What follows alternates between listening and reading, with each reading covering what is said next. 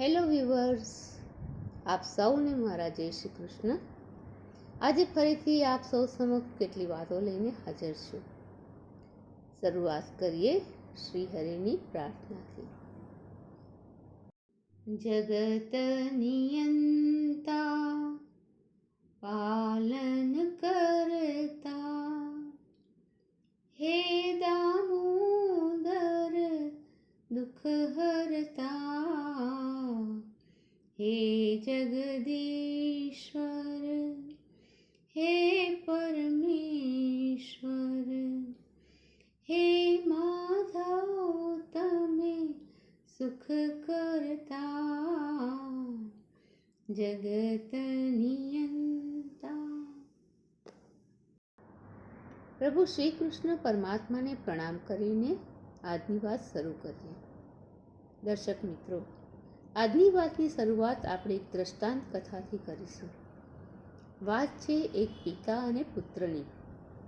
પિતા એક સામાન્ય કુટુંબના જ હતા અને તેમનો ધંધો સુથારી કામનો હતો.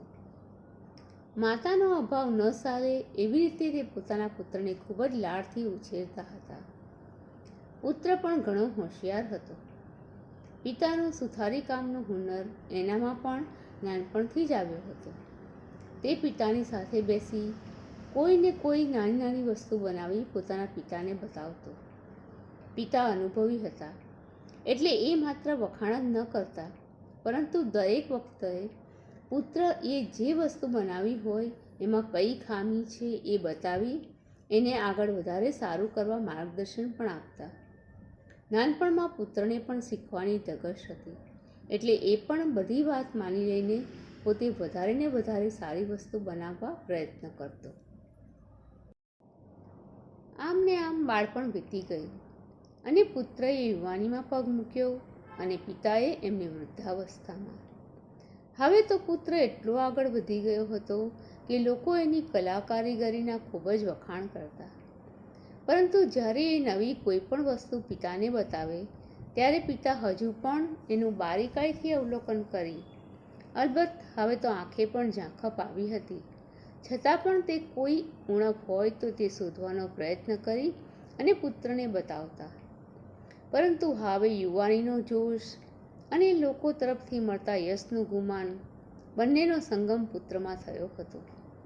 એટલે એક દિવસ પુત્રએ ગુસ્સામાં આવીને પિતાને કહી દીધું કે પૂરી દુનિયા મારી કલાના વખાણ કરે છે અને તમે જ છો જે મારી ખામી શોધ્યા કરો છો. પુત્રની વાત સાંભળી પિતાની વૃદ્ધાવસ્થાની ઉંમરમાં જાણે અચાનક જ બીજા વધારે વર્ષો ઉમેરાઈ ગયા. એમની આંખમાં આંસુ આવી ગયા, પરંતુ પુત્ર ગુસ્સામાં હતો એટલે એ કંઈ બોલ્યા નહીં.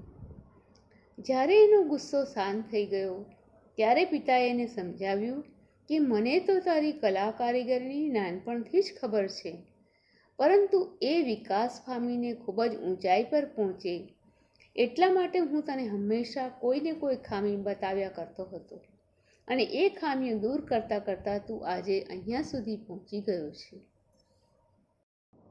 પરંતુ હવે અહીં પૂર્ણવિરામ આવી જશે. હવે તું તારી કલાને વિકસાવવાની કોશિશ નહીં કરી શકે, કારણ કે તને યશનું ગુમાન આવી ગયું છે. પિતાની વાત સાંભળી પુત્રને સાચી વસ્તુનું ભાન થયું. તે પિતાજીના પગમાં પડી માફી માંગવા લાગ્યો. દર્શક મિત્રો, આ કથા ખૂબ જ સારો બોધ આપી જાય છે. આજે જ્યારે પુત્ર હોય કે પુત્રી, પરંતુ જીવનમાં કંઈક મેળવી લીધા પછી એ પાયાની જે નીંવ છે, જે એમને બનાવી છે, એવા માતા પિતાને ભૂલી જતા હોય છે. નાની નાની વાતમાં એમને અપમાનિત કરતા હોય છે અને એને કારણે પરિવારજનો વચ્ચે અંતર વધતું જાય છે. ઘણા પરિવારો આવી રીતે વેર વિખેર થઈ જાય છે. અને હવે આ કલયુગના પ્રભાવમાં તો જાણે બાળપણ પણ બહુ જલ્દીથી પૂરું થઈ જતું હોય એમ બાળકો 12 થી 13 વર્ષની ઉંમરમાં જ જાણે સામી વ્યક્તિને જવાબ આપતા થઈ જતા હોય એવા બની જાય છે. ઘરની નાની નાની બાબતોમાં, જેમ કે ભાઈ ભાઈ વચ્ચેની, ભાઈ બહેન વચ્ચેની કે પિતા પુત્ર વચ્ચેની બાબતમાં પણ બાળકો પોતાના કાકા, મામા કે દાદા દાદી કે નાના નાનીને અપમાનિત શબ્દો બોલતા અચકાતા નથી. અને ઘણી માતાઓ તો પોતાના બાળકો જવાબ આપી શકે છે એ માટે ગર્વ પણ અનુભવે છે. પરંતુ જરા જાગૃત મનથી વિચારો કે આજે આ બાળક કાકા કે મામાનું અપમાન કરે છે, એને તમે એમ કરતા રોકશો નહીં તો કાલે એ તમારું પણ અપમાન કરશે. માટે સંતાનોમાં નમ્રતાનો ગુણ કેળવવાની હંમેશા કાળજી રાખો. તો અકારણ આવા તૂટતા પરિવારોને આપણે ચોક્કસ બચાવી શકીશું. દીકરીના માતા પિતા પણ જો આ રીતે પોતાના સંતાનમાં સંસ્કારનું સિંચન કરશે તો લગ્ન કર્યા પછી જે પરિવારમાં એ જશે એ પરિવારજનો પોતાની જાતને આવી યોગ્ય પુત્રવધુ મળવાથી ખૂબ જ ભાગ્યશાળી સમજશે અને એમના અંતરના આશીર્વાદ હંમેશા દીકરીના માતા પિતાને પણ મળતા રહેશે. પરંતુ જો એનાથી વિપરીત થશે તો બંને પક્ષના પરિવાર દુઃખી થઈ જશે.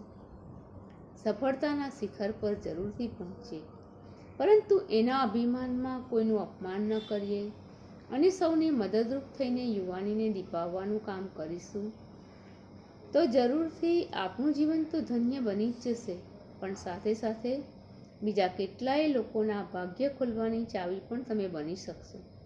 દર્શક મિત્રો, આપ સૌને મારા જય શ્રી કૃષ્ણ. ફરીથી મળીએ કોઈ નવી વાત, કોઈ નવી રચના સાથે.